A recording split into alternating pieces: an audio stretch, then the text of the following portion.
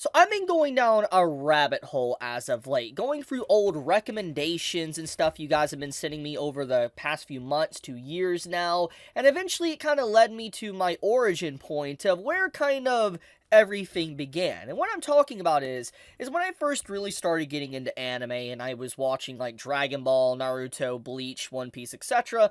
I ventured off to different genres that was just really unique and interesting to me. It at first started with like, harem romance, and then eventually that evolved into vampire anime. And anyone that has like watched my channel knows that I'm a huge sucker for romance, but especially if it has vampires in it. And I know that most of these stories, when it is affiliated with vampires, can become very cliche, very generic, but I think in a way, thanks to these stories, it really shaped what I like in anime, especially with romance and stuff, and I was just always eating up any vampire-like story I could get within anime and manga. I was always seeking for it. Nowadays, there is a lot out there that I have not even read, and before I go any further, people are probably going to say, what about Hellsing?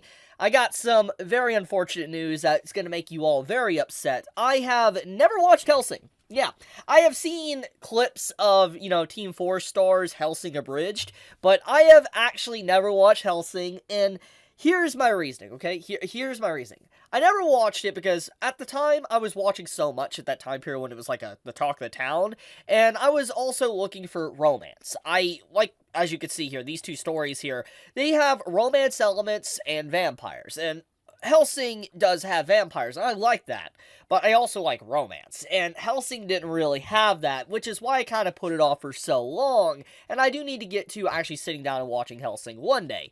But the point of the matter is that thanks to this rabbit hole that I went down, I discovered this series called Isabela, and it was very good. Now, it's still in the very early stages, as you can see here, like the first 5 chapters, but there is stuff that came out prior by this same writer, as you can see here, if you cross-check it, and this was kind of like the series before it got an official release, which was this. Now, I personally haven't looked through all of these chapters, and the reason for that is because if you click on a chapter, it says this chapter is not available, and basically, the chapter's only staying up to be able to see comments. So the author kept the chapters up, even though you can't see them anymore, just to be able to have the comments here. So this is a very wholesome offer. I just want to point that out. It's very wholesome seeing an author say this, like they just want to be able to see the comments and all that to remind them how the story started. It's very wholesome, beautiful, and I like that. It builds a sense of community, and I really like seeing an author communicating with their audience. But backing up for a second, though, so you can clearly see that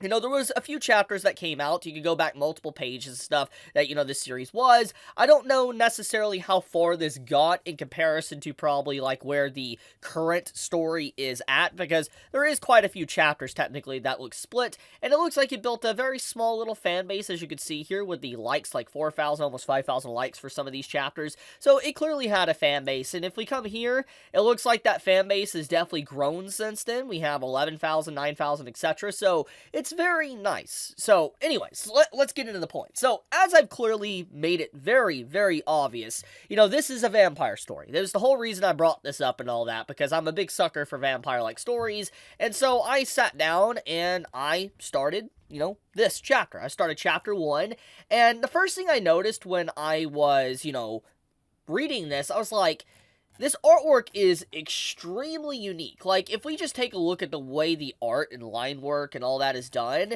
it is super, super different. Like here, let's just take a look here. Webtoons in general do have a lot of unique art styles, you can just see here on this page, but you can kind of see a lot of similarities sometimes. Like when it comes to like romance stories, etc., you can see some overlap, and some of the designs just look very standardized. It's kind of like how manga is. Like, you think of like a shonen manga or just any manga in general, most of the time the artwork does have a lot of similarities. It kind of looks very same.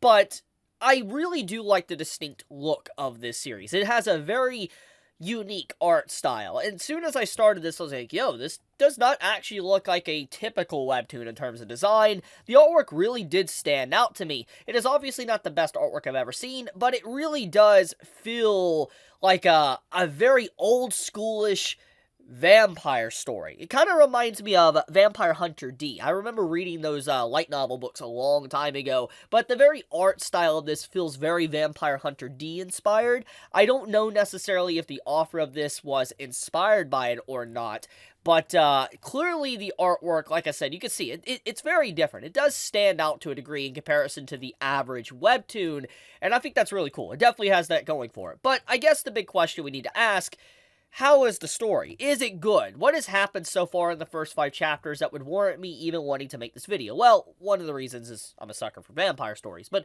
what's actually happening? So, within these, beginning chapters, there's a lot of stuff to happen. Look at this water, by the way. Like, that looks so good, actually, just the drawing. But, basically, you have where, at the early stages of the plot, you have this woman that encounters a vampire lord. We can assume he's most likely Dracula of some kind, or like a vampire king or whatever, like the main OG vampire or something. He's just a very powerful vampire. We don't know necessarily if he is the strongest or not, but he would be the equivalent of what you would call a vampire lord. And so she was dragged away to his mansion and pretty much forced to live there her entire life. She was going to be there, and from the first 5 chapters, it kind of indicates that she was turned into a vampire against her will, basically becoming like a thrall or a half-vampire that would serve him. And eventually, as time passed, you had it to where, like, she got pregnant. And the child is our main female character of this story, but what's very interesting about it is that the story is very vague right now, to where this vampire appears on the island that the mother kind of shipped off her child to. And so, let's give context there, actually. I think I'm kind of putting the cart before the horse. Basically, after she got pregnant and she was about to give birth, she realized that, the child was in danger and the child was going to die. So basically, she decided to have her most loyal advisor or attendant take the child and flee to an island way far off, a very long distance away, where the vampire lord is, or her current husband. And so that's what happened. And upon doing so, the mother was killed. Straight up killed. It is confirmed, basically. And it's just like, oh, okay, that's pretty dark. And also, a lot of gore, a lot of violence in this. Like, there is straight up a lot of blood, a lot of violence. I was not used to that while reading this, because Webtoon is pretty tame most of the time. So I was a little bit shocked with the amount of gore and violence that was within these chapters. But anyways, the child is shipped off and has no idea of their heritage, them being basically like born of a vampire and all that, probably a vampire king or lord or something.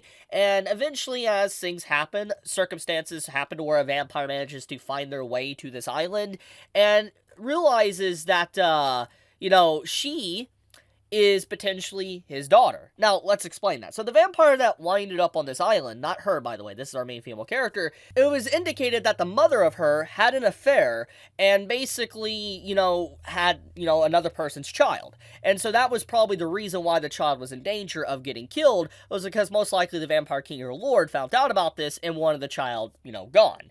So it's left up in mystery, basically, if Isabel is the child of the vampire lord or this random vampire that has appeared on the island. Whatever the case may be, the big point is that there is a lot of craziness with, like, royalty going on, and it's implied, like, if anyone knows of the current stuff with Oshinoko, with Aqua and Ruby, and that type of relationship, that's been memed a lot, and I've done it myself.